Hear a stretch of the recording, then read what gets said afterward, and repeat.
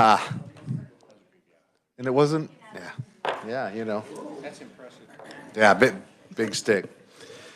All right, committee, we'll go ahead and we'll get started with our committee meeting. And we'll start with any requests for bill introductions. Do I have requests in the audience?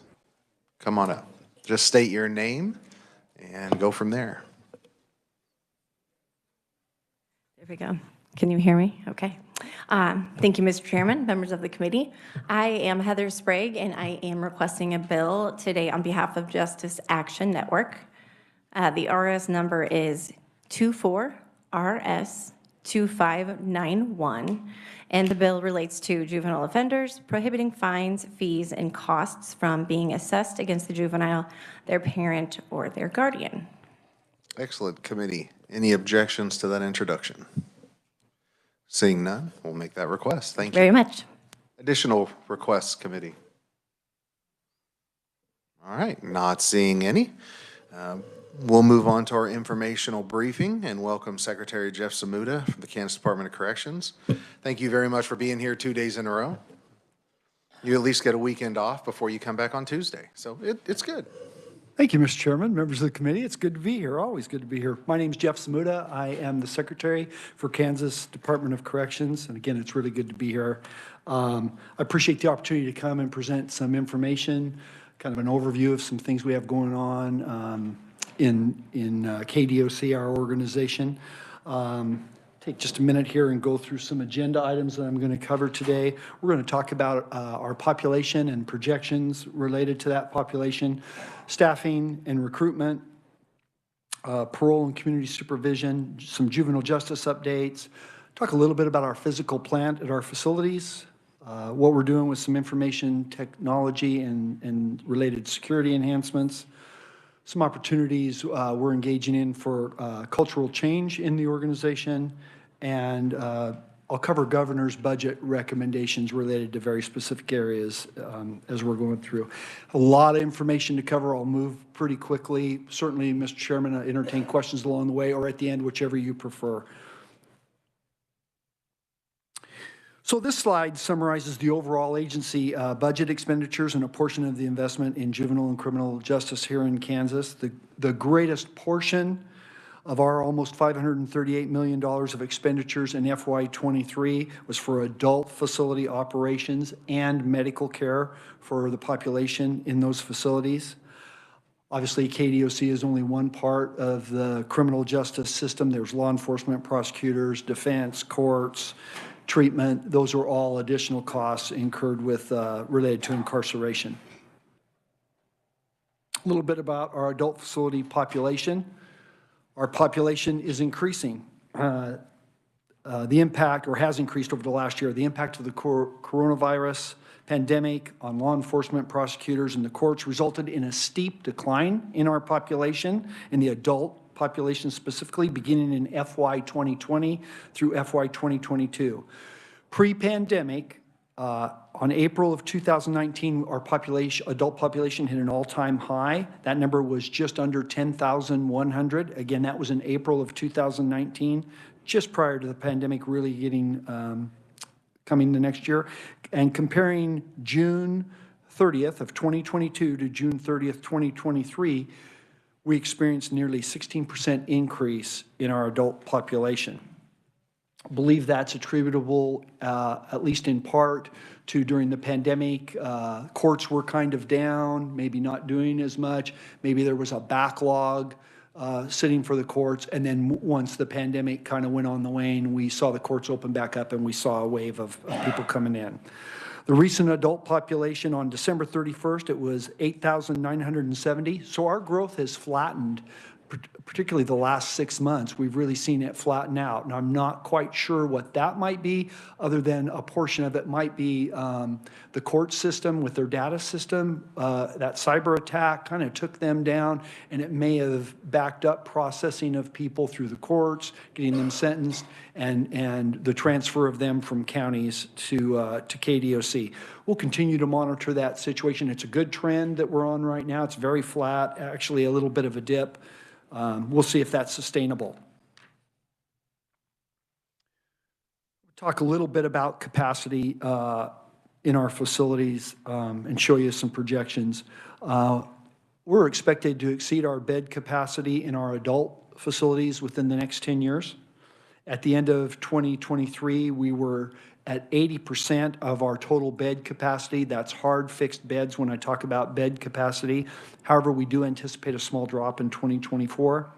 If future staffing allows, we want to reopen some units that we have closed, and I'll show you a slide that shows the difference. We had to close some units because we don't have enough staff to man all those beds, but we'd like to bring those back up online. If we're able to bring all those units up online, Kansas will have sufficient bed capacity until about 2028 for females and about 2029 for males. So while we don't have an urgent need today for additional hard beds, we need to be thinking, if these projections pan out, what we might do to increase capacity. This slide are projections from the Kansas Sentencing Commission on bed projections for KDOC, and I want to put a plug in for the Kansas Sentencing Commission. I think historically, when they've made population predictions, they've been within 1.5% to 2.5% of right on the money historically over many, many years. That's pretty phenomenal. That really helps my agency and you as decision makers kind of plan for what our needs are. So I really appreciate the work that the Sentencing Commission does. If you look at this slide, this is our total population in adult facilities, males and females. The blue line that starts to the left and works its way to the right is our actual population numbers. That orange line that you see a gradual climb that's kind of off to the right side of the slide, that is the population projected growth over time. And that gray flat line that intersects that orange line, that's our current bed capacity. So you'll see where the intersection is. It looks like we're going to exceed our overall bed capacity around July of 2028, fiscal year 2029.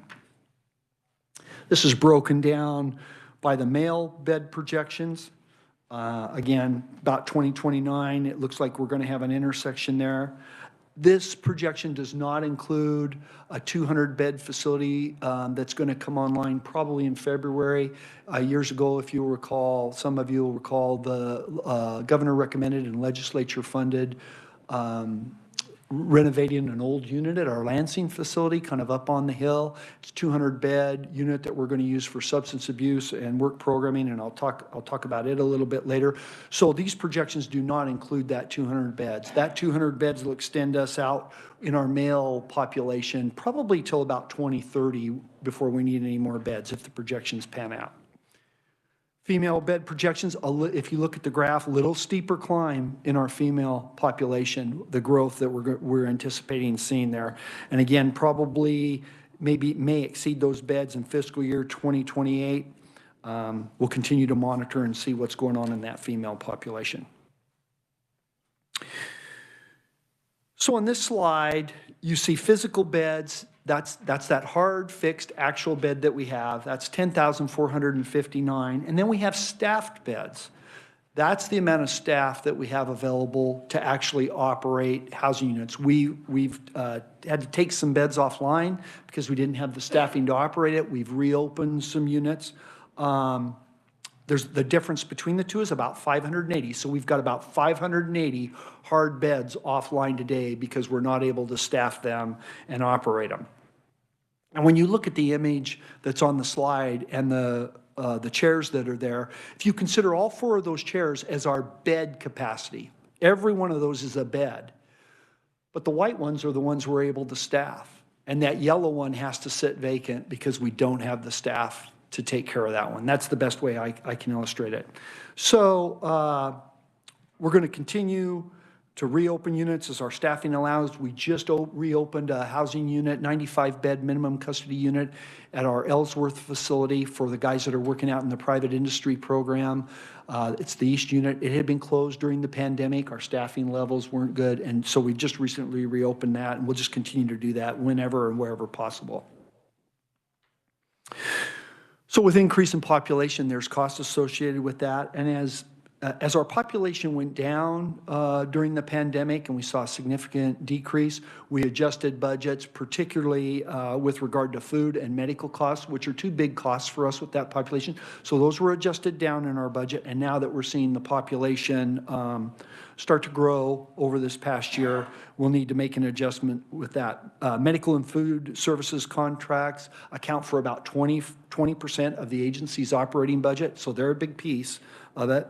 And again, it was the right thing to do. So in the one of the governor's budget recommendations, you see for FY24, she's recommending about $870 million in FY 2024 for that budget, and a $3.9 million increase in FY 2025.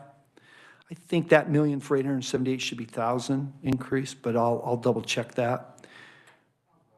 I think it's 1,000. I apologize for the typo. It should be 1,000. And then if you go to the medical costs, the governor recommends 2.3 million increase in FY 2025. Apologize for the error. Not a problem. I'm just glad it's an error. Yeah, that's a little much. Really. I mean, if you have the money. So staffing. Our staffing is improving. I'm going to show you some slides on that here in a minute. And we can attribute that, at least in part, to the investment that's been made by the state in our workforce over time. We're very appreciative of that. Both the governor and you as a legislative body have seen fit to make an investment the past 2 or 3 years, and it is making a difference. And I'll show you some slides in a little bit, but thank you for your support on that. It's really helping us fill our vacant positions and retain our existing staff, and that experience with those existing staff is just so important.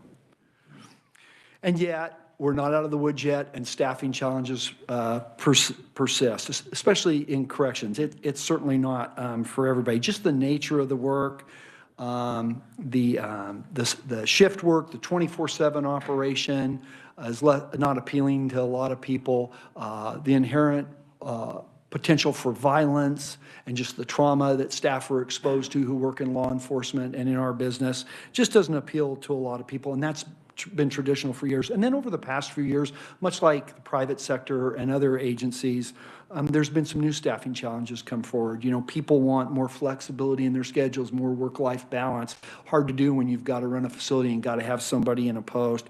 And then just the diminishing numbers overall in the workforce, particularly for us, in rural, in communities where we have facilities in rural Kansas, harder and harder to find people that are available to work or that can move into the area because of the lack of housing to come to workforce, and we've experienced some of that. So we do have some staffing challenges. So we're doing a lot of stuff about it, but one of the things we're doing is we have a vendor that we've contracted with. They're a national vendor that have helped law enforcement and specifically some corrections agencies throughout the country with recruitment and retention of staff, kind of cutting edge ways to reach out, touch people, get people more engaged, and kind of connect them to the agency. So we put out an RFP, we awarded the contract, we have the contractor, we met with them, they did an assessment, gave us some recommendations. Based upon those recommendations, we're running a pilot projects at our El Dorado Correctional Facility and our Kansas Juvenile Correctional Complex, which is our juvenile facility here in Topeka. That pilot is probably going to run about another 30 days. At the end of that 30 days, we'll meet with the vendor. We'll see what's working, what strategies we're getting the most bang for the buck. They are getting a lot of people to come and express interest. It kind of starts out with a big group, and by the time you get people to come and actually interview and able to offer them a job, it funnels down. But we're getting a lot more interest than we had before. So we're confident we'll see success with that. We get it set up, we'll roll it out to our other facilities and see if we can have some real good success in our recruitment and retention. This slide reflects vacancies in adult uniformed staff, facility officers. And really, it reflects, at least in part, the impact of that compensation and that investment in the workforce. So if you move to the far left of the slide, in January 2022, that's when the pay differentials were implemented. There's 4 differentials, and I could probably recite them if I thought long enough, but there's different differentials for different aspects of it. Those differentials that, again, you and the governor supported really stabilized our workforce. You can see it turned pretty flat from that point going forward. A little bit of raise here and there, but it was not like it was before. We were losing people en masse, and those differentials really made a difference to stabilize the workforce. And then if you look at that vertical blue line, it's about midway on the slide. That's when the pay increases last year were announced. They weren't in effect quite yet. They were about a month away from effect, but that's when they were made public. And you can look how our vacancies drop off of that. It has an impact, no doubt. I'm not saying it's the only reason that we're able to recruit and retain staff, but it certainly is having an impact. And we're very appreciative of it.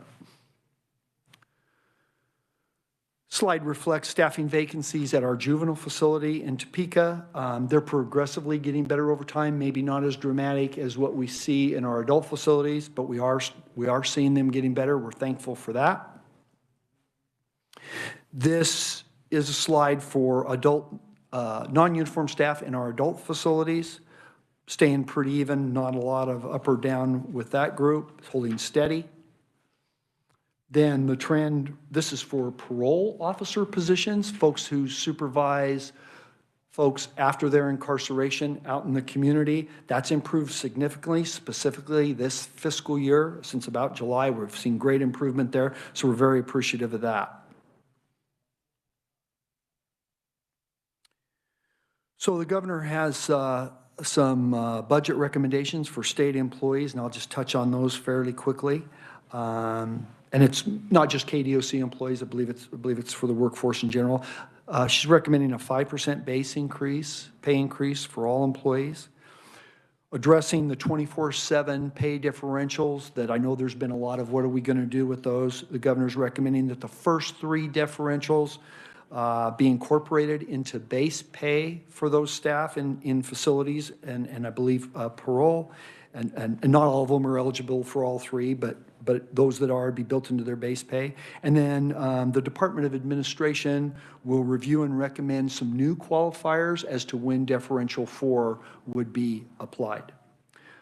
Governor's recommending bringing the minimum wage for state employees up to $15 an hour. For KDOC specifically, that impacts about 45 of our current employees, and those folks are typically working in storekeeper, clerical staff, custodians, library assistant type positions. Another recommendation is $1 an hour premium pay for officers assigned to our tactical teams. Those are our response units if we're having a problem.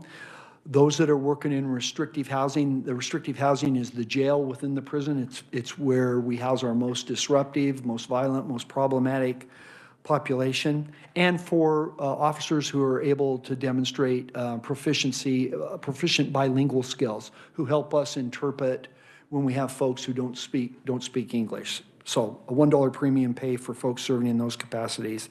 And then finally, some funding to enhance the quality of our uniforms and the equipment that we issue to our staff.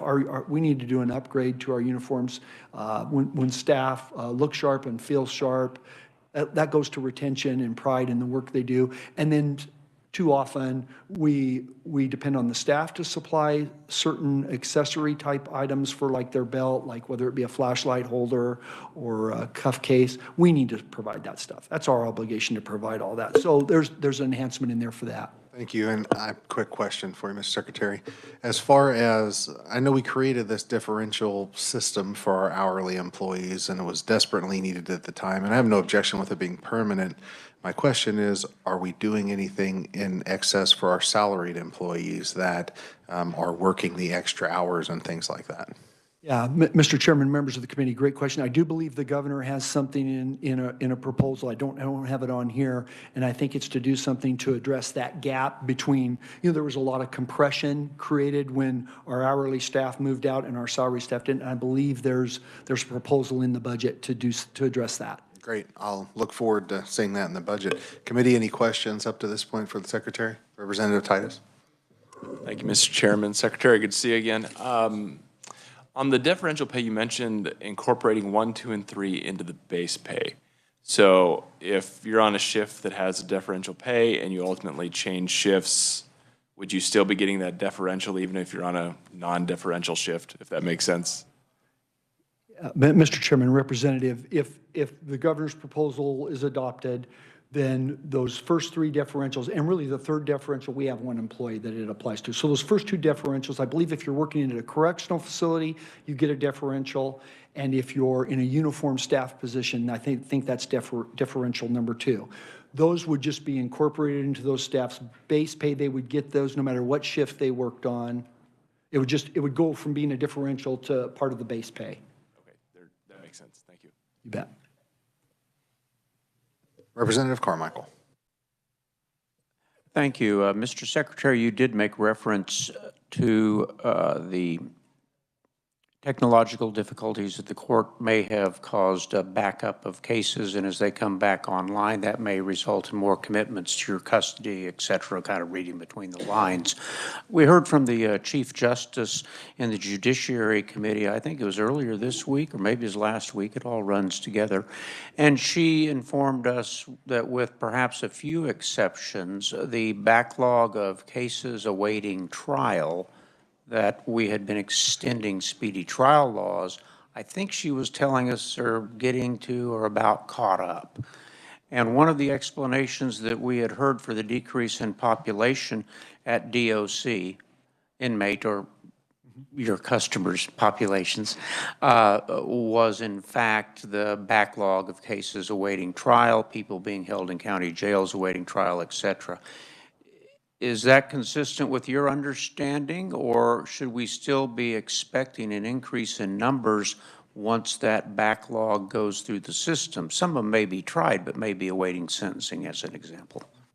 Yeah, Mr. Chairman, Representative, a great question.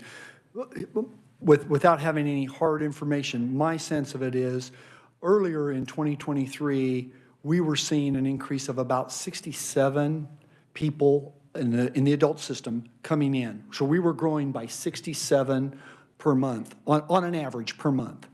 That went on for a period of 6 to 8 months. I can't remember exactly. That was pretty substantial. You know, we grew by about 500-600 pretty quickly, and that was alarming. Then it slowed down to about the mid-20s, and then kind of coinciding with the cyber attack, we saw it really drop off and even kind of go in the negative. They just weren't coming in the numbers.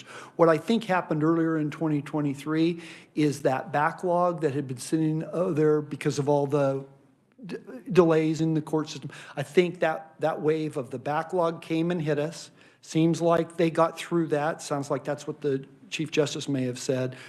And we got through that. Then we got on kind of a norm. Maybe we're having a little bit of another aberration because of the data system. And I think we'll know February, March, hey, what's our growth going to be? Is it going to be back in the teens or 20s per month, or is it going to stay flat? Thank you for that helpful answer. Thank you, Mr. Chair. Certainly. Further questions at this time, committee? Carry on, sir. Thank you.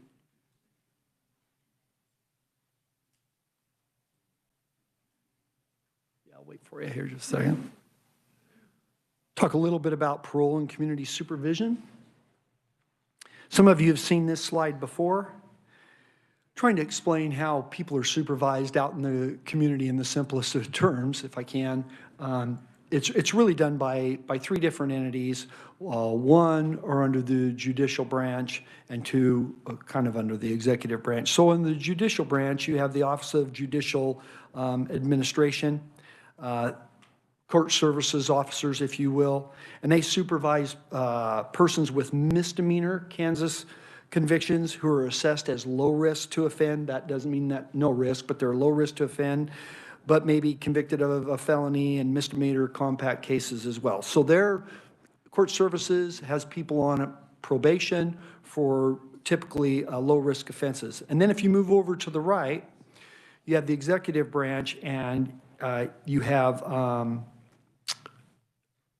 community corrections, which are local entities that are funded through grants provided by the state that pass through Kansas Department of Corrections. So we manage that grant program. It helps them operate those local community corrections programs, and they supervise, these are county employees, supervising persons with Kansas convictions for felony crimes who are assessed as moderate to high risk to offend, but are being put on, the courts believe they can manage them on probation out in the community.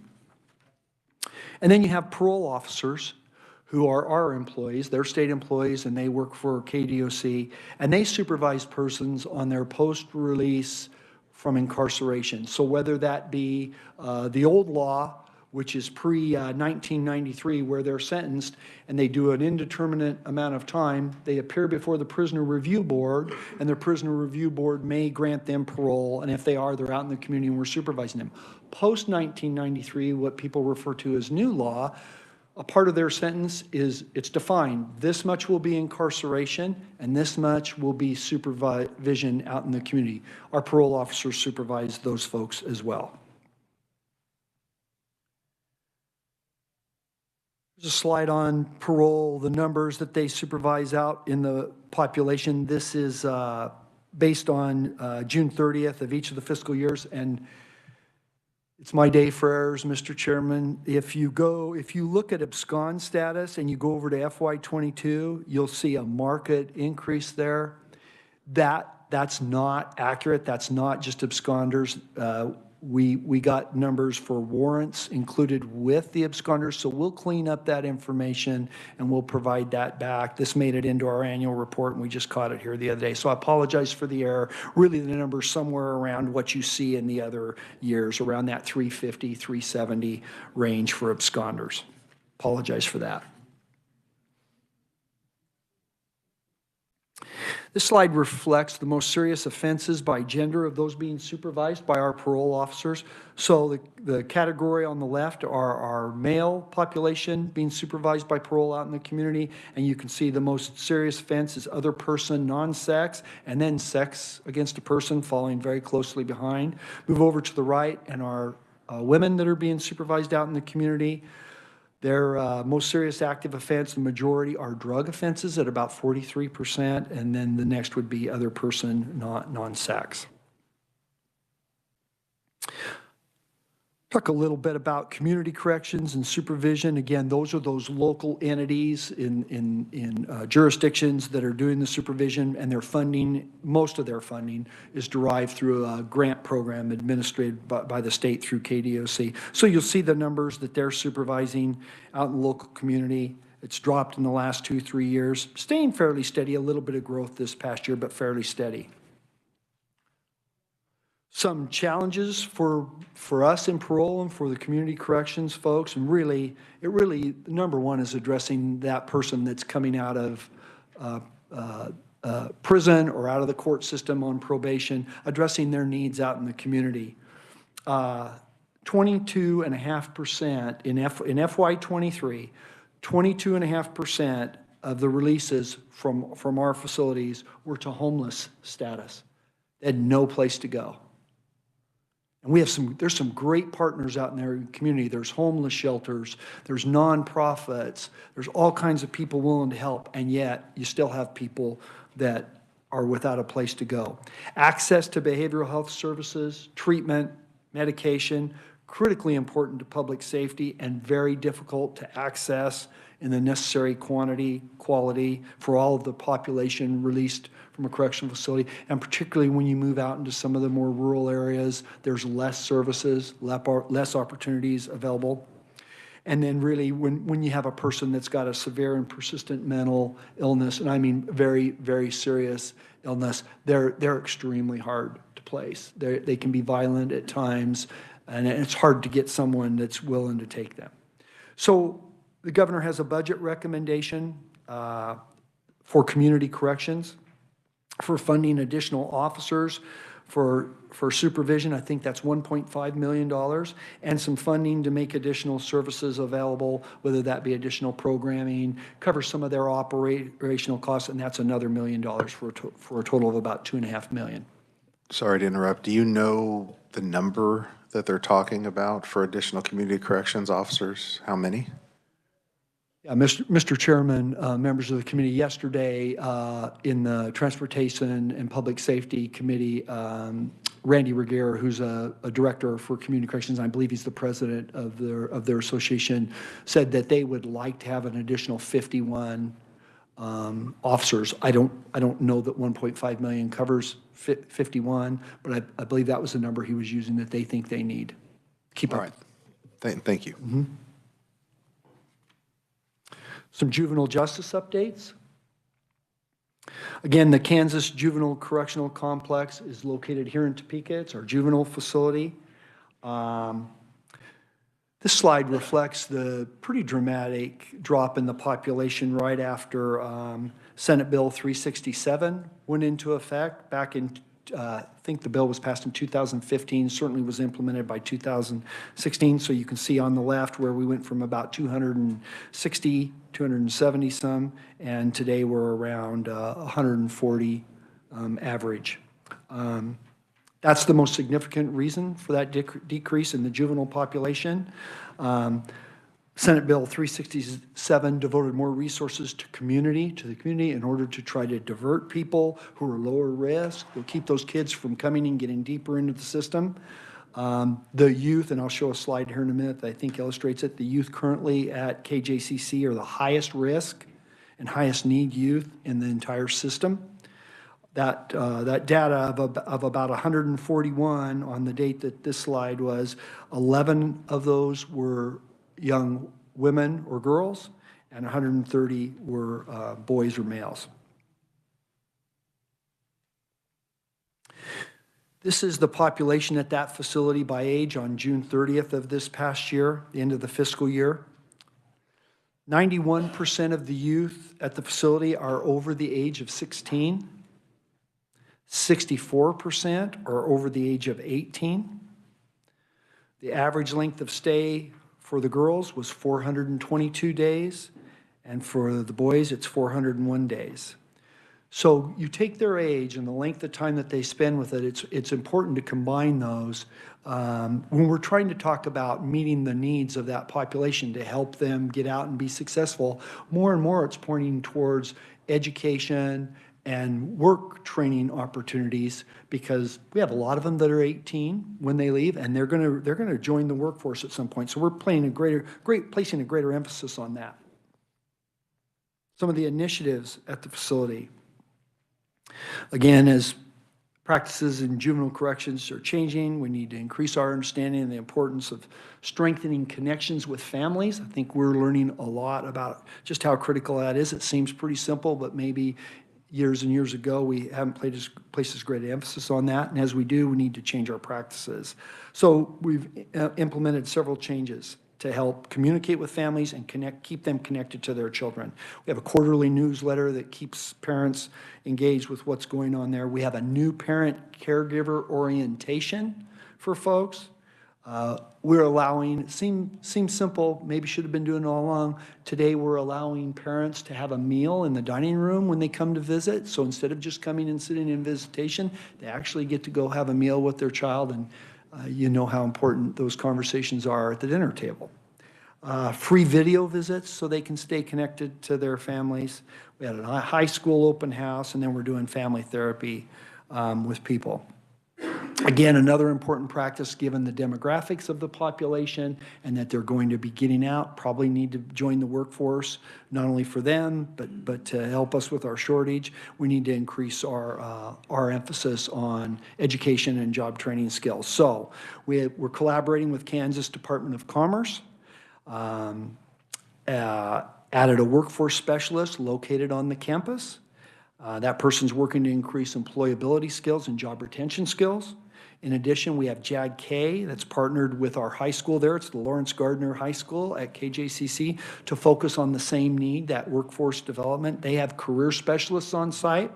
They're teaching employability skills, career and leadership development.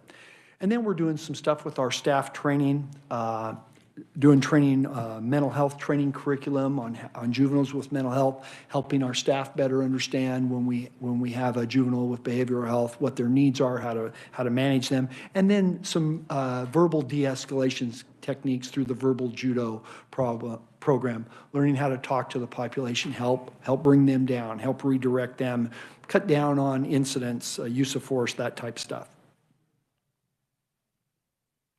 Some broader juvenile services initiative. We have the Stepping Up initiative.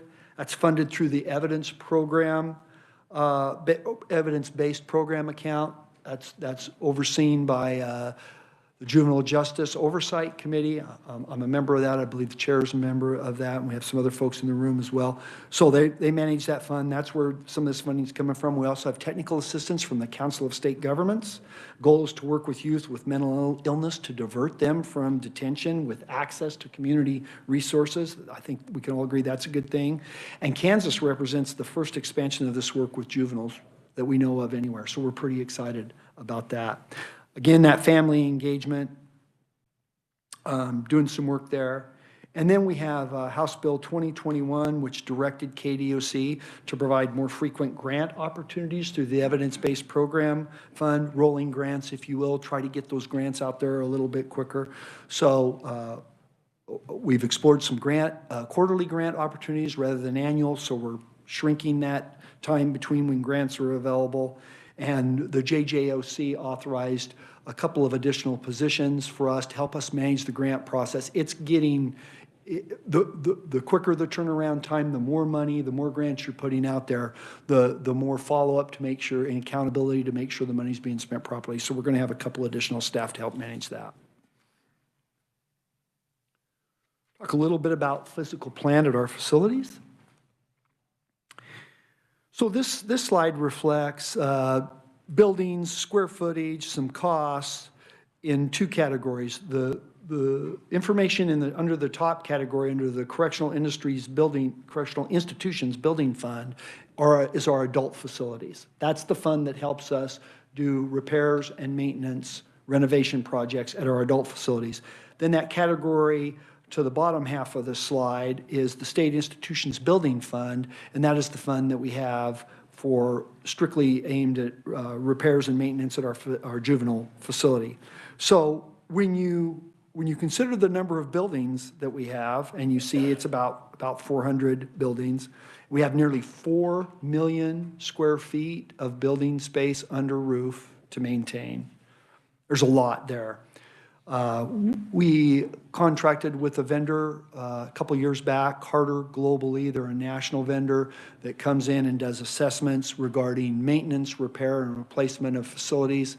I think we talked about it last year when we appeared before this committee. So we're using some of the information they gave us, those costs, like for instance, those costs that you see for like replacement of adult facilities, repair costs that have been deferred maintenance.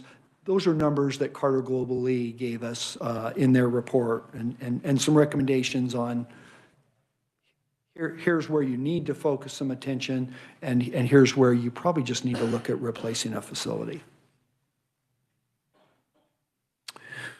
Additional funding for facility repairs is always needed. I'm not sure there's ever enough money to meet all facility needs for those of you that have ever been involved in trying to do that.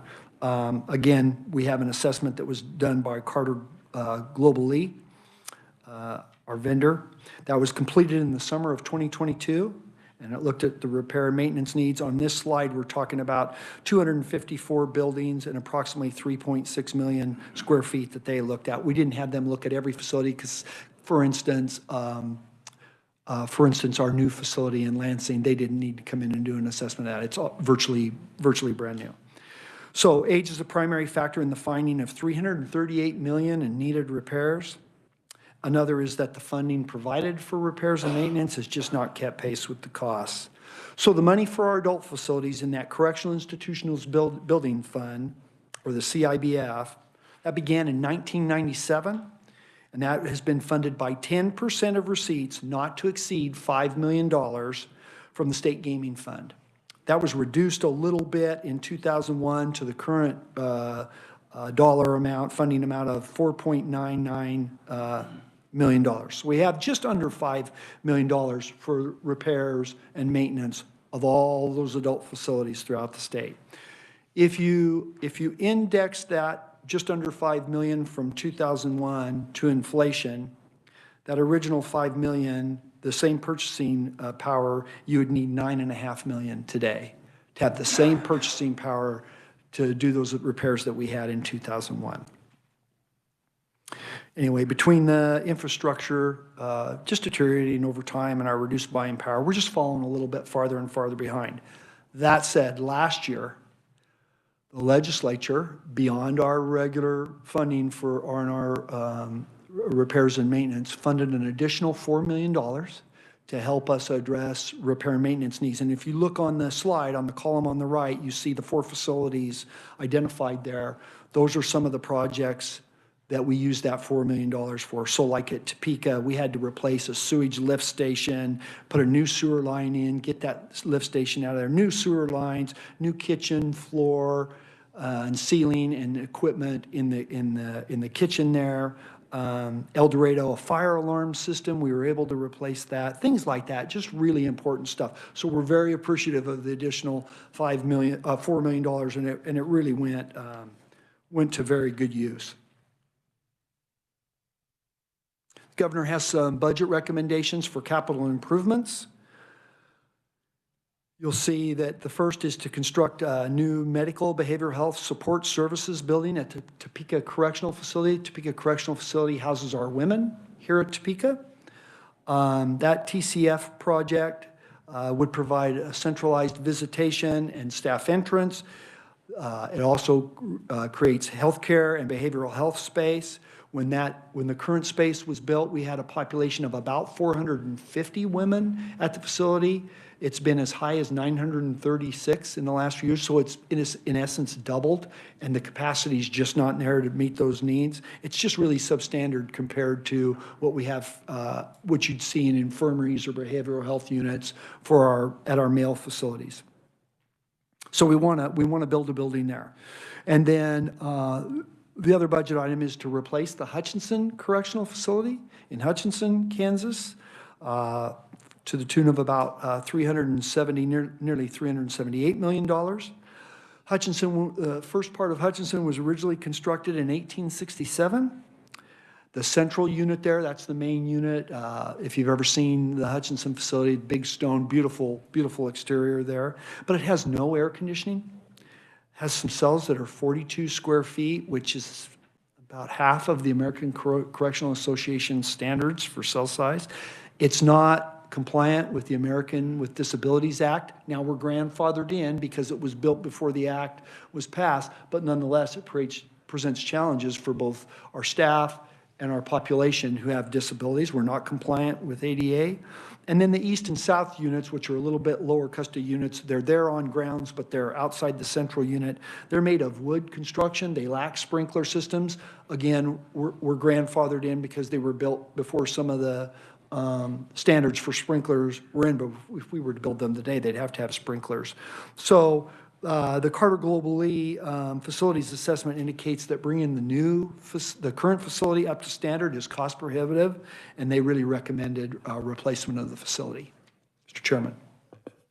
So this is the one part that gives me a lot of heartburn, $378 million for a new Hutch Correctional Facility when, I mean, we've heard about some of the maintenance issues, but then kind of out of the blue, this was I think the biggest one-time spend in the governor's budget this year. And having not really heard a lot of conversation around, hey, we need to replace Hutch, what did they say the deferred maintenance cost there was? Do you have that by chance? I did not bring that with me, Mr. Chairman, but we'll capture that and we'll send that to committee. Okay, yeah, I'd appreciate that because this one, I just haven't wrapped my head around or been convinced that Hutch fully needs replaced. Does it need some work? Absolutely. But it's quite a facility in and of itself, and I struggle to get there on that one. But I'll look forward to getting an idea of what that is, because just the 4 or 5 items that you mentioned don't necessarily rise to that, hey, let's go do it again. The other question that I have is, we're still paying on Lansing. So, and I wasn't around when that agreement was written, and I don't know if that could be. Neither was I, Mr. Chairman. I know, neither one of us were. So I won't back you into a corner, but I'm really curious if there's any ability or way to pay that off before we go spending another 300 million somewhere else. Yeah, Mr. Chairman, members of the committee, my understanding is that there's a pretty hefty penalty if we pay that off early, because we've talked about that and looked at it. My understanding is it would not be cost effective to pay that off. The penalties would not be worth it. And I think we have another maybe 20, 22 years to pay on that facility if we would. The other thing is, if I can mention about Lansing, when we do settle that debt there, today the agreement has the builder, the CoreCivic, the owner of the facility, they provide all the maintenance for that facility, so they keep it painted, they do all the repairs, that's part of the agreement. I believe when the debt is settled, then we'll need to assume responsibility for the maintenance of it there. Thank you for that clarification. We'll certainly talk more about the Hutch Correctional Facility as it makes its way through the process. And Got a couple of questions for you, if now's a good time. Representative Sling. Being new to this, thank you, Mr. Chairman. I just wanted to ask the question, what is the nature of the penalties for the Lansing facility and paying it off early? right ahead. Just where are these penalties coming from, and to whom are they due? Mr. Chairman, Representative, I wish I had my budget guy here with me. He was in another meeting today, but I think I can capture it. So it was a build lease. So a company's bid, it gets built, and then we pay an annual fee to sell that. It's going to be our facility. It's our facility, and we will own it at the end of the payback period. In order for these companies to build these, it's pretty significant capital outlay. This won't be the right term, but it's like they sell bonds. There's assurances to investors, and investors buy in knowing that, okay, I'm going to get this return over a period of years. If you settle it early, they're not getting their investment back, and they put penalties in there for that. I think I have that accurate. That makes sense. Representative Carmichael. Thank you, Mr. Chair and Mr. Secretary. The chair's question was there's a word, premonition or something like that. I think a pastor might know. But it was where I was sort of headed, what I wanted to ask too. And as the chair says, and as you say, y'all weren't here when this deal was made. I voted against it, okay? But the nature of the arrangement generally was, it was a financing device that was made at a time when the state was near insolvency and questions about our bonding capacity and a number of other things. So private enterprise was enlisted in a public-private partnership to build the facility. And now it's on this long-term lease, and we've got to pay it off one way or another, and that's why there's heavy penalties. If we canceled the lease, the investors who put up the money wouldn't get the full return on what they thought was going to be a 20-year payout or something like that. My question, though, actually specifically related to those maintenance employees that come along with that lease, okay? It used to be Lansing State Prison, like all the facilities, were maintained by state of Kansas employees, members of the Kansas, I'm going to embarrass myself, but the state employees union, okay? And there was concern at the time that what we were really doing here was getting rid of union jobs and replacing them with non-union people, perhaps at a lower wage scale and without state benefits, seniority, retirement. Can you give me any estimate as to how many of these privately employed maintenance people you now have at KSP that are doing jobs which traditionally in state government had been done by state employees? How many people are we talking about, FTEs? Do you have any idea about what their wage scales are as opposed to what your direct state employees are paid? And if you don't have it at hand, just help me talk to the right people to get those kinds of answers, because I'm interested in what that impact has been upon the people, whether they're state employees, private employees, but who are keeping the prison open. Mr. Chairman, Representative, I do not have that information, but we will capture that. I'm speculating we'll have a few things to capture. We'll respond back to the committee, and we'll include that information if that's helpful. And I do not fault you for having that information at hand. I didn't warn you in I appreciate- advance. no, I appreciate Thank you, Mr. Chair. Thank you. Any additional questions at this time, committee? All right, carry on, sir. Before we move off of the Lansing, the new Lansing Correctional Facility, if I could add, we do continue to have some maintenance staff there because some of the buildings are not part of the new facility. So we had to have a reduction in force there. And those are members of the Kansas Organization of State Employees. We had a reduction in force, but we do still have some maintenance employees. And then at such time when the debt is settled, we'll have to bring some additional state employees on to help maintain that facility. And then the last thing I'll say about that is whatever happened, however it got there to do the financing and it all went. And I'm thankful we got the facility. I respect the tradition and love the architecture at the old Lansing facility, and it's just got tremendous history and tradition there. But we could no longer manage trying to utilize modern practices in that old facility. It was not a good for us. And so moving into that new facility, all other things aside, has really been a good thing for us and good thing for our population. So we're very appreciative that we have it. Talk a little bit about a couple projects we have to do demolition of some old honor camps that we used to utilize. So we have two of them. One was the north unit near El Dorado, and the other is the east unit, really right on Toronto Lake, in a beautiful setting. But they were, we quit using them years ago, probably 10, 12, maybe even 15 years ago, and they just sat there and they fell in disrepair. So funding was provided to do demolition of them. We're almost done with demo on the north unit.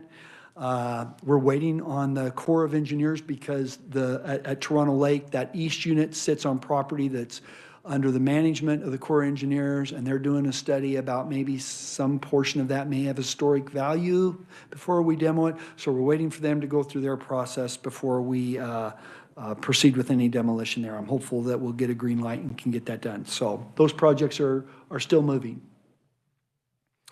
This is an image of the minimum custody unit that came online with the newly reconstructed facility at Lansing, and we brought that online. I believe it was the spring of 2020 about. So this minimum unit didn't have a fence around it. And in the time since it's open, we had a couple guys walk away, take off. We've also had a lot of private parties come up near the facility to try to introduce contraband, do other things that we wouldn't want them doing. So we thought, well, we better get a fence around it. So with the governor's support, we and legislature, we got appropriation, put a management control fence around it, put lighting around it, and that project just completed earlier this month. So we're thankful for that. Some of you have heard me speak about a unit that we brought online last year. It's been in the works for 3 years at our Winfield facility. There was a building, long-term care design facility that was under the auspices of Veterans. For those of you who aren't familiar with our Winfield facility, Veterans is just adjacent to us there. We're on the same campus. They had a building that was underutilized. We needed some more beds. Specifically, we needed some beds for our geriatric population who have a lot of chronic care needs. More and more we're seeing cognitive care needs, whether it be Alzheimer's or dementia in that adult male population. So funding was appropriated to renovate the unit, make some adjustments, get a fence around it, and now we have a unit that helps support about 240 older, again, high medical needs, maybe cognitive care needs at that facility, and we're excited about it. Some images of that, and you can see it looks like a long-term care facility, quite unlike any other housing unit we have in our system. And then we had funding to renovate, I think I referenced it earlier, renovate a unit that had been closed at the Lansing facility when we built the new facility there. It was up on the hill. It's a 200-bed unit to provide substance use programming and work opportunities in the Lansing area. Again, the two things that we think our population really helps our population. We've seen our staffing levels improve at Lansing to a point where we believe we can open that unit probably next month, probably early next month, so we're excited about that. And there's some images of what that unit's going to look like. We're excited. A little bit different for us in the design and the finishings in that unit as well. Again, we're trying to promote an environment that people want to change, that people are inspired to change, that they see the benefit in changing. Telling people to change doesn't get it. Getting them to bring themselves to it really helps. So that, we believe that environment matters. Information technology. So with, I think the cyber attack on the court services data system is certainly a wake-up call for everybody. That was pretty severe, and that could happen to any of us, any of our systems. So we have spent the better part of the last year trying to bolstering our security on our IT systems. We've replaced a lot of switches and servers, some that were no longer supportable and potentially unable to withstand efforts to compromise our systems. So we feel good about that. They allow us to strengthen our security there. And then I'm going to talk about them in a minute. We have a couple other projects that are really moving us forward in terms of technology. We have Wi-Fi projects for both a separate one for staff, one for our resident population, and then we're modernizing our data systems.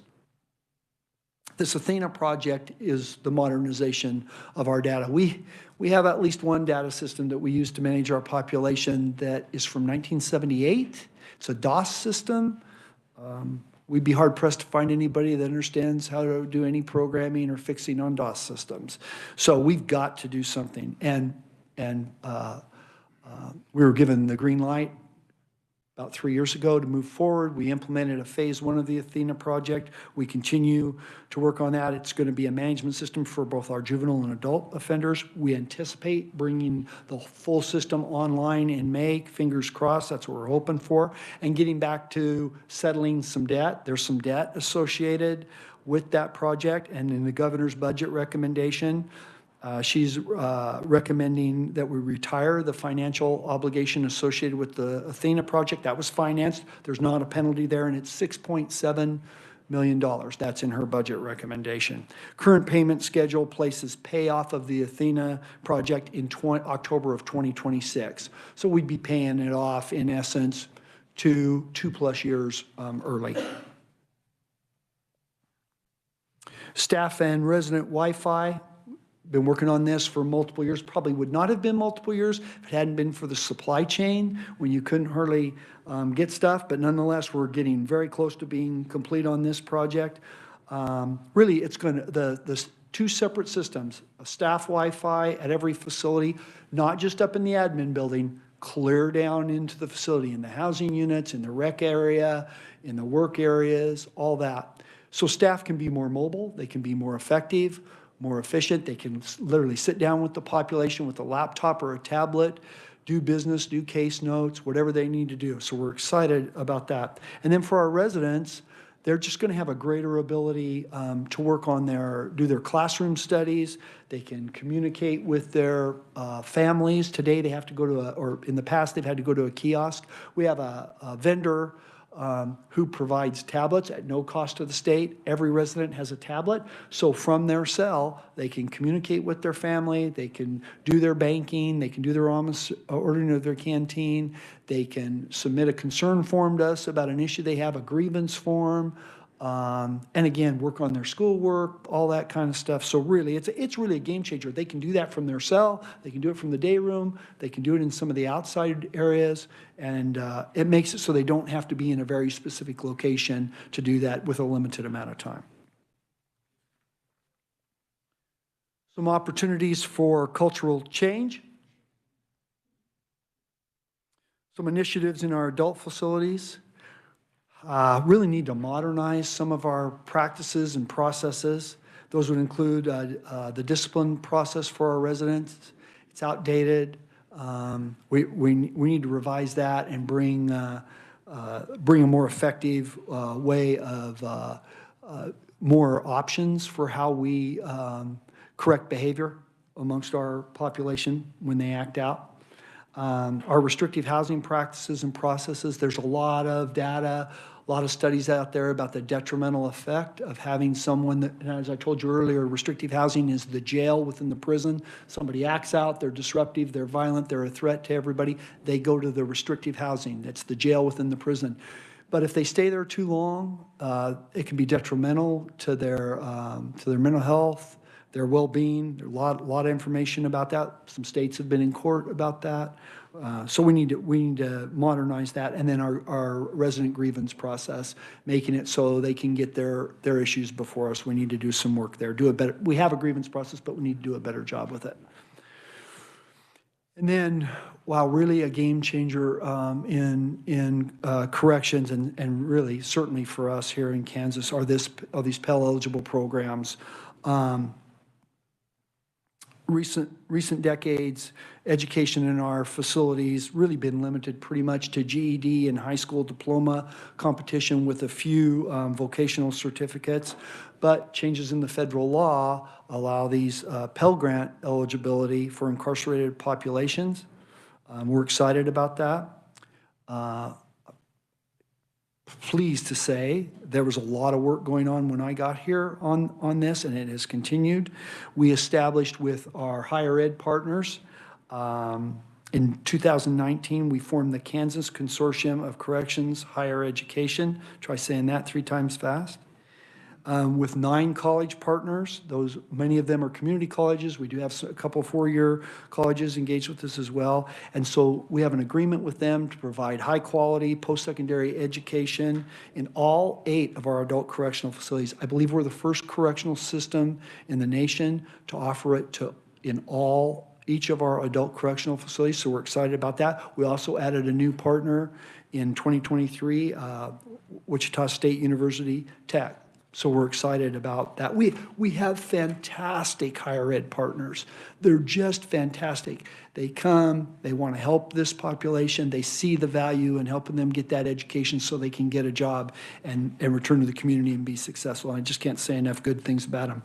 In our 2022-23 academic year, we offered 2 bachelor degrees, 14 associate degrees, and 6 professional certificates. So the population can avail themselves of any of those. Can talk about some numbers here in a minute. So, just the impact of Pell, what's happened here in the last 3 years. If you look at the this is for the adult population. Look at the slide, the information on the left. 20 years, from 2001 to 2020, you can see the number of students, degrees, certificates. On average, we had about 375 students a year. About 37 degrees or certificates. Move over to the right, the past 3 years, 2020 to 2023. On average, 653 students a year. That's a substantial increase, and that's just going to grow. And we'll talk about some of our challenges with growth here in a little bit. 274 degrees or certificates per year, as opposed to 37 average for 20 years. That's a big difference. That's a big difference. Really excited about what our higher ed partners and our staff are doing.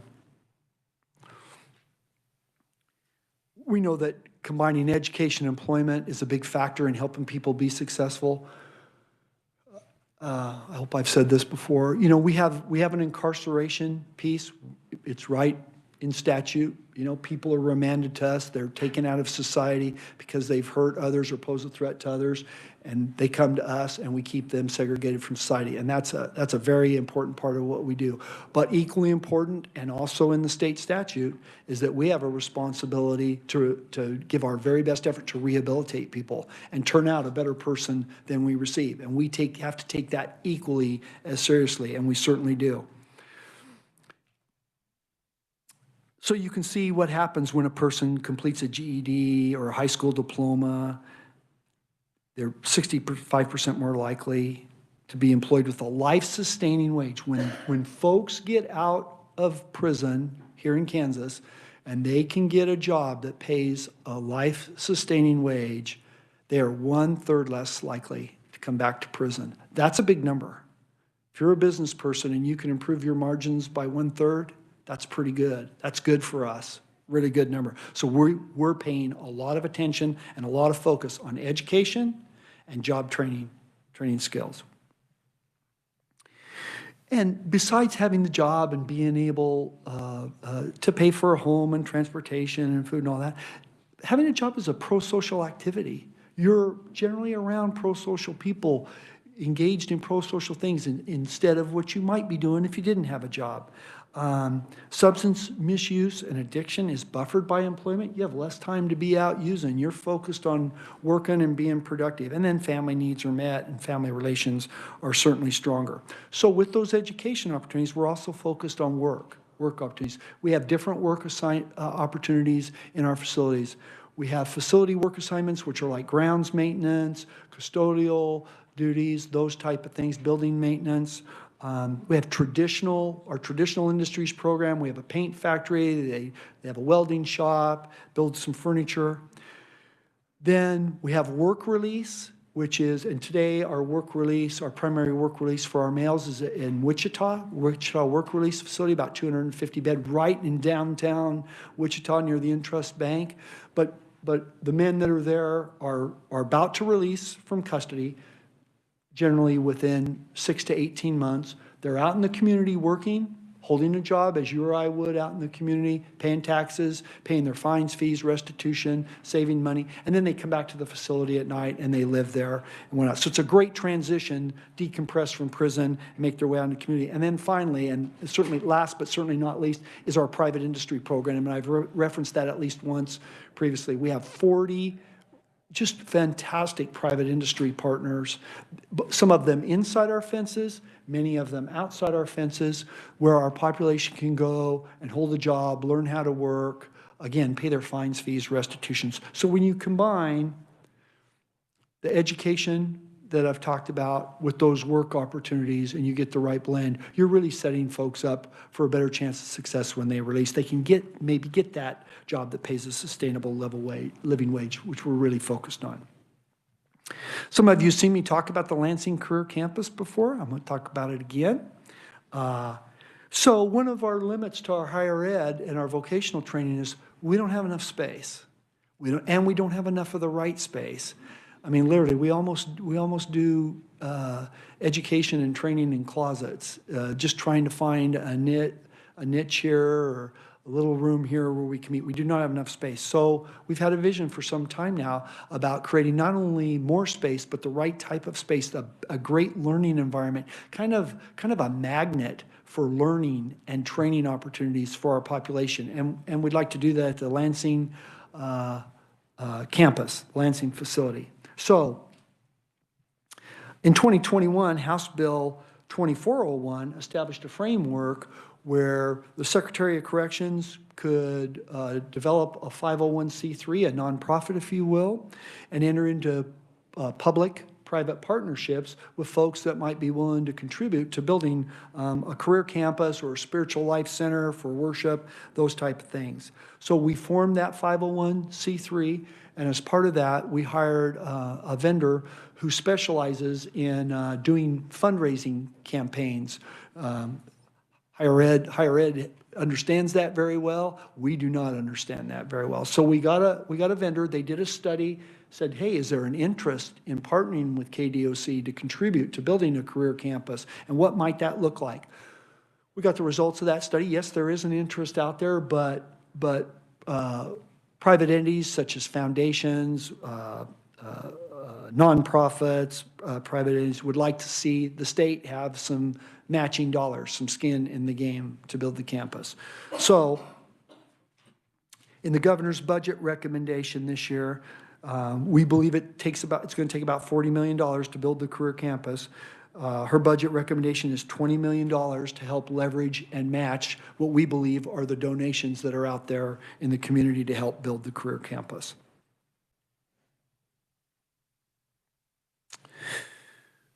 This slide is from moms with their children, moms from our female facility at Topeka with their children at the Kansas Children's Discovery Center here in Topeka. So beginning in 2018, we partnered with the Children's Discovery Center to create an opportunity for our female residents, mothers, if you will, at that facility to bond with their children. It's grown into an on-site event at the Discovery Center each year, 6 events hosted by them in Topeka. We know that incarceration takes a profound toll on families, particularly children who are the most vulnerable. It really is hard on them. Having them stay connected to their mom or their parent is super important. It not only for us, does it motivate that parent, because in order to participate in this program, you have to be disciplinary free. You have to be doing all the right things to be able to come and engage. So it's a motivational thing. Having them go have a chance to spend a full day with their child or children. If they have multiple children, they could be there. And then those kids being able to stay connected to mom, and we hope very soon dad, helps those children maybe stay on the right path and maybe not lose their way. And we know that incarceration and engagement, involvement in the criminal justice system can be generational. So we want to expand the program to our male facilities and our juvenile facility. We also want to do some work in our visiting rooms where families come to visit to change the environment there and make it more engaging, more unifying event for families. So in the governor's budget recommendation, it includes $224,000 to expand the program to our male facilities and to do that work in those visiting rooms. I could interrupt you, Mr. Secretary. Yes, sir. Representative Schlingensieben has a question for you. Not a question, but a comment. This is something that actually impacts a significant number of people in my constituency who have come to me and have told me about this program with just absolute sheer and delight that they are able to spend time both with their parents or with their children. And I've heard so much about this, not only from people who have been served, whom you serve, but also from people who run the program. And it's highly impactful, and the commentary on it's great. So I really commend you for doing this creative work to make that possible. Thank you. Mr. Chairman, Representative, thank you so much for comments. I do believe it's impactful. When you go and see it and you talk to the women and their experience with it, it's impactful. It makes a difference. It's the stuff that moves not only their mind, but their heart. You move people's hearts towards the right place, towards change, which is what we all want. Thank you for your comments.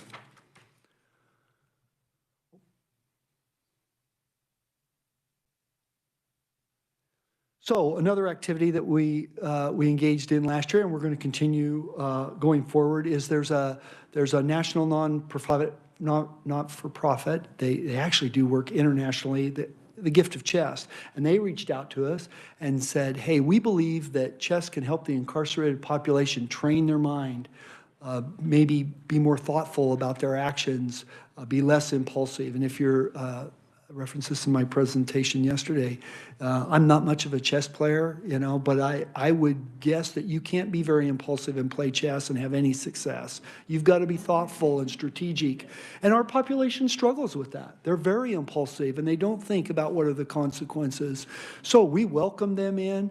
They came in, brought resources. Anybody in our population that wanted a chess set when they left got one. They were able to have one. We organized tournaments within facilities, between facilities, and then even had teams from our facilities participate in an online tournament on a national level. And just the enthusiasm and the positivity that it creates in our facilities when our guys are engaged in something that they see as meaningful and really can maybe help them. It just provides that spark and that hope that maybe flips the switch for somebody and again moves them more on that path to change. So we're really, really grateful for our partners at Gift of Chess, and we're going to continue that program.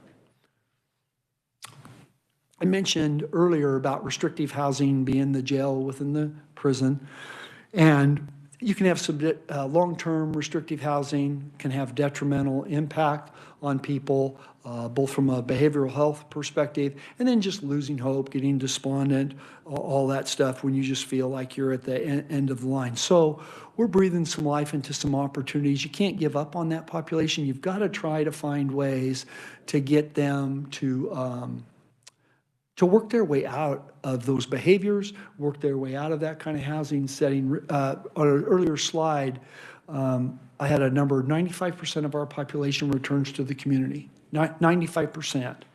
And those people in restrictive housing are in there. If they're leaving a lockdown situation where they're locked down 23 hours a day and have been for years, and they go directly from there to the community, that's not good public safety.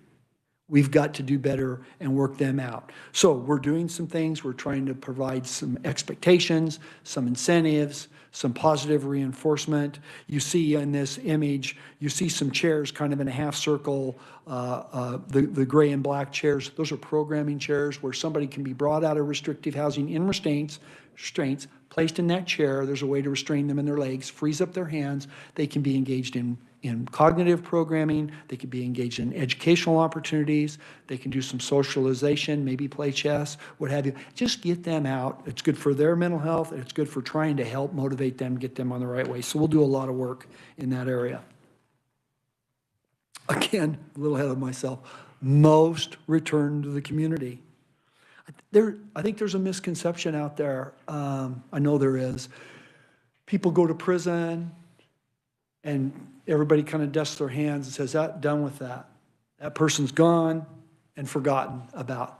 That's not the case. It's just not the case. Most are going to come back to the community, 95%. If you look at the statistics on the slide, 66% serve less than 5 years. That's a pretty high number that's coming back in a relatively short time. And when they come back out in the community, they're going to be our neighbors. We're going to encounter these folks in the grocery store, in the park, at our kids' schools, and what do we want that to look like? We want a better person. We want somebody that can be successful out here. Most people want to be successful. Many don't know how. Our job is to try to help show them how and guide them, prepare them. Some strategies for successful reentry of these folks. Really, we need to tailor our programs and services to the unique needs and risk factors of the individual. That starts with a really good risk assessment on the front end.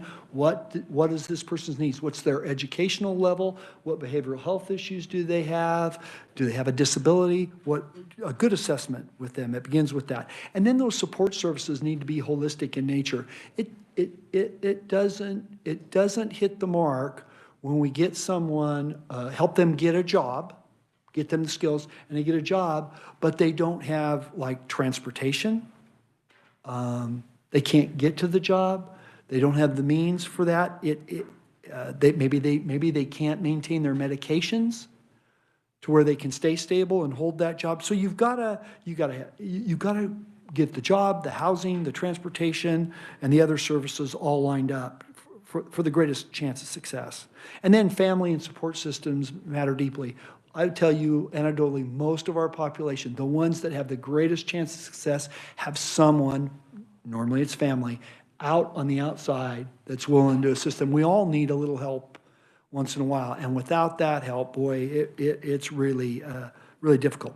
And then one of the best interventions that the literature says is some kind of cognitive behavioral therapy, something to engage them in how do they think, change that way of thinking, get them to look at life differently. That's hard for people. It's hard for all of us to change, but those work. If in the right dosage and the right amount of time, we can make that work.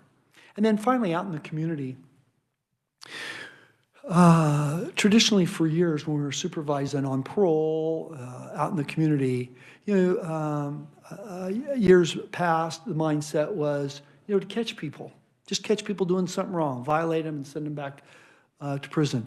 I'm pleased to say over the last few years, we've changed our philosophy in KDOC and in parole and adopted more of a coach versus referee policy. You know, referees catch you doing something good, bad, blow the whistle, you're held accountable for that. A coach will also hold you accountable, but then a coach says, oh, hey, here's what you did wrong, and they'll guide you towards the right way. We want to be more in that coaching realm and less in the just surveillance and catching people doing stuff. Needs inside facilities.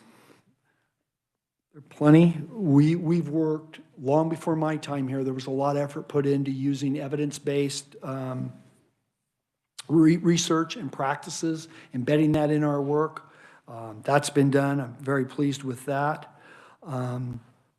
We need to maximize access to those different opportunities and services that we have. We need more of the right space. We need to be able to get people in the pipeline sooner so they have more opportunities to get in and achieve those skills that they need. And then just creating that right environment, not only the physical plant environment, but the cultural environment. More of prisons by nature, you're holding people against their will. They tend to be a little more of a negative environment. Most people don't want to be held against their will. And we need to provide a more positive environment to motivate people to want to change. I can't make anybody change. I can lead them and get them to see it for themselves, and having the right environment, the right culture does that. And it also helps with our staff retention. If we're always such a negative potential for violence and the trauma, if that's all our staff experience, we'll never get out of our staffing shortages. People will either leave, they'll have health issues, what have you. So just trying to create the right environment makes a big difference. And we have a great amount of focus on that. What's needed in the community? Really access to substance abuse and mental health services out there.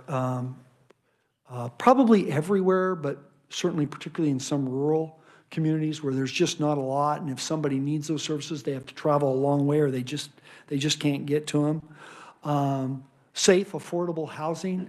It's really a challenge for people coming out of prison to find a place to live, somebody that's willing to rent to them at an affordable price. Again, employment, we've talked about how important employment is. I think I see the mindset of employers changing, that there's more and more willing to give these people an opportunity. I think some of that is maybe for social reasons, but I think a lot of it is also, there's not as great a workforce out there, and we're releasing about 4,500 people a year back out in the community. That's a workforce that can be tapped into. So I think pragmatically, people are doing it for those reasons. No matter the reason, we're excited about where that's going. Uh-oh, did I go too far? So let me end by saying thank you. Again, these are photos of our great staff. Let me thank you again for the investment and support that you've given to our workforce, to us and our workforce. That investment is paying off. I think you saw the slides. No doubt it's paying off. And we have fantastic employees. They're very dedicated. They do a very tough job.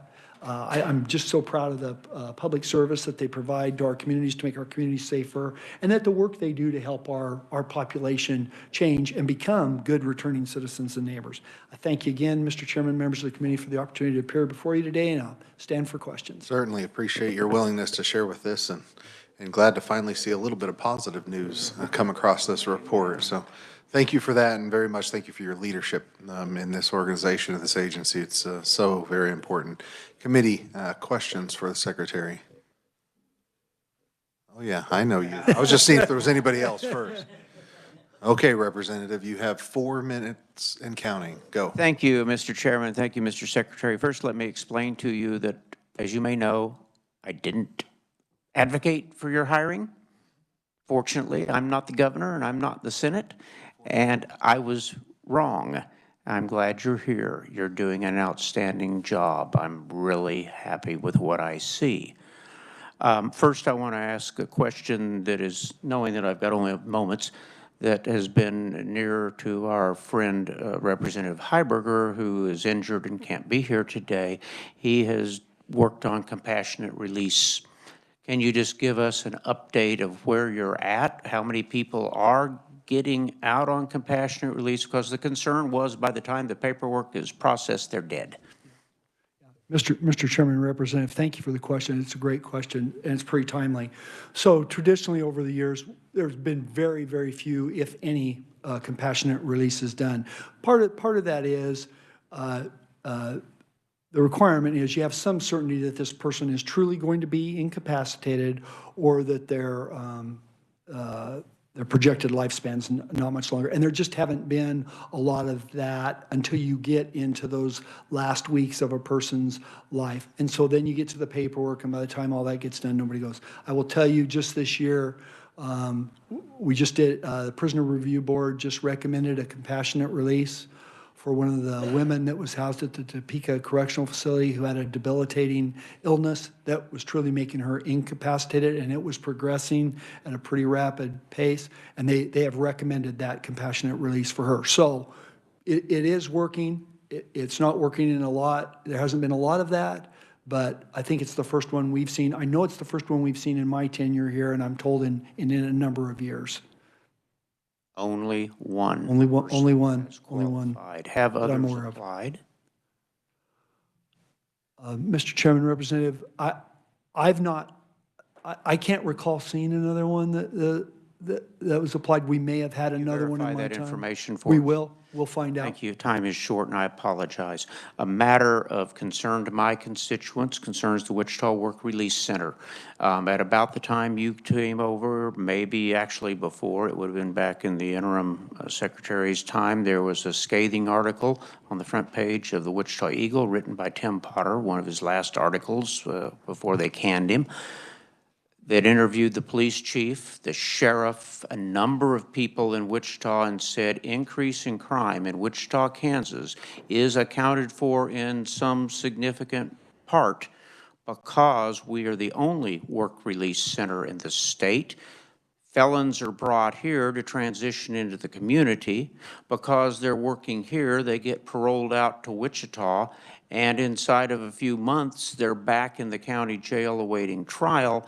And I thought that DOC was going to provide these same opportunities so that the citizens of Johnson County can enjoy the same crime rate that we enjoy in Sedgwick.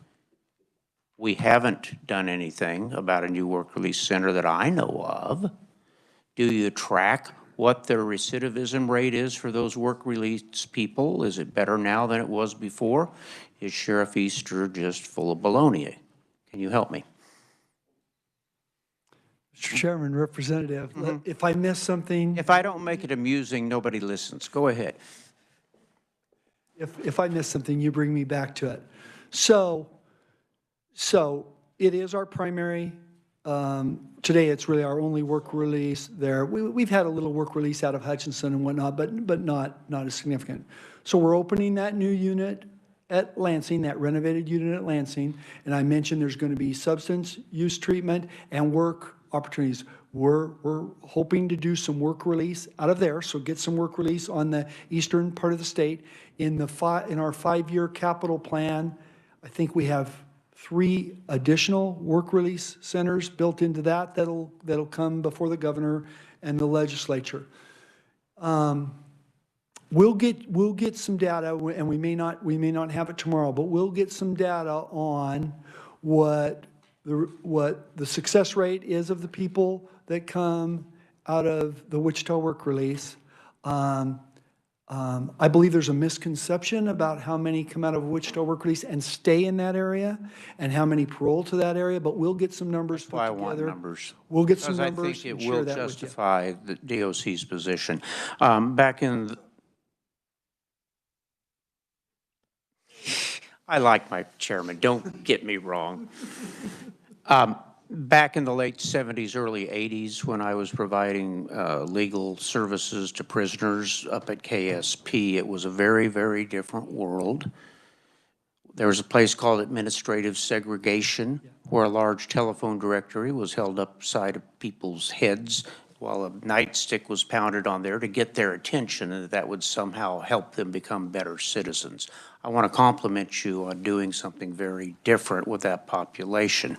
However, at that time, we were offering junior college type educations at Kansas State Penitentiary and other facilities.